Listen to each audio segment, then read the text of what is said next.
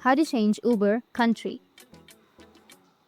So if you want to change country on your Uber, then what you need to do is open up your Uber at first and search for how to change country in Uber, and then go with country change settings. Now you need to scroll down and again tap on change country setting.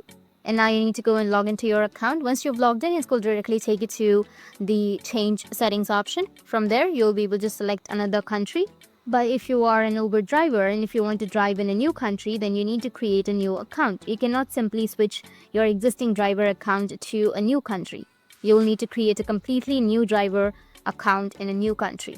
But for Uber riders who are using the application for ride, you don't need to change your country for travel. When you travel to a new country, the Uber app automatically uses your device location to show you local services and prices. So that's it, and if you have any questions, feel free to comment below. Thanks for watching.